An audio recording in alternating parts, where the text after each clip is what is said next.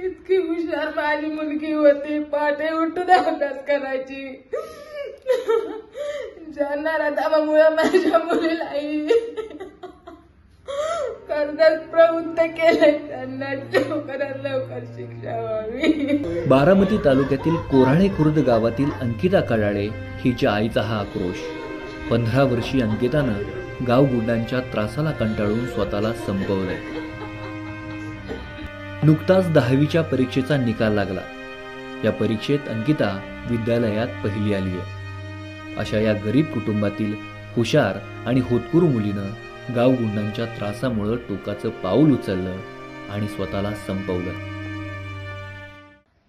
माझी मुलगी इयत्ता 10वी पहिला क्रमांक, पहिल्यापासून त्याचा पहिला नंबर 1 ते 10वी पर्यंत आला. पण आज या जगात ती काही नाही.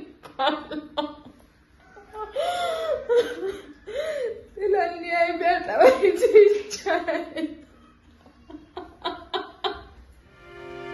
अंकिता कडाळेला हे दुर्दैवी पाऊल उचलण्यास भाग पाडणाऱ्या 4 पैकी केवळ एका आरोपीला अटक झाली आहे. उर्वरित आरोपी अजूनही मोकाट आहेत. अंकिताचा निकाल पाहून तिच्या आईनं अक्षरशः हंबरडा फोडला. डॉक्टर म्हणून लोकांची सेवा करण्याचं अंकिताचं स्वप्न अधुरच राहिलं. अंकिताचं वय केवळ 15 वर्ष. ती 10वीच्या वर्गात शिकत होती. बारामती तालुक्यातील कोऱ्हाळे खुर्द गावातील आरोपी आणि त्याचे मित्र अंकिताला गेल्या अनेक महिन्यांपासून त्रास देत होते. तिचा सातत्यानं पाठलाग करत होते.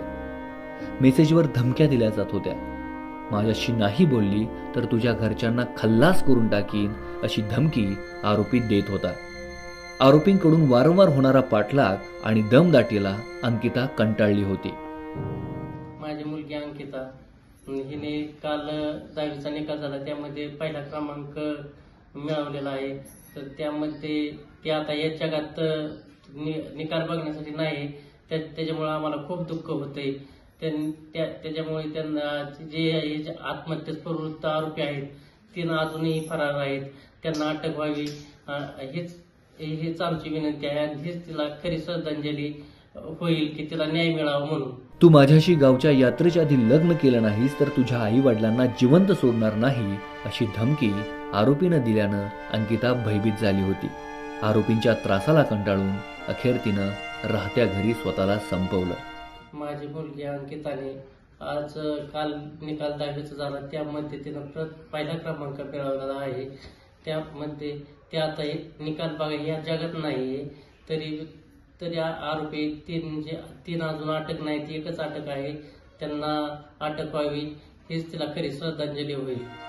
या घटनेनंतर पोलिसांनी आरोपीला अटक केली असून त्याचे सहकारी अजूनही मोकाट आहेत. आरोपींवर कडक कारवाई केली जावी अशी मागणी अंकिताच्या आई वडिलांनी केली आहे. आता अंकिताला न्याय मिळणार का आणि आरोपींना काय शिक्षा होणार हे पाहावं लागेल. दीपक पडकर, महाराष्ट्र टाइम्स ऑनलाइन, बारामती.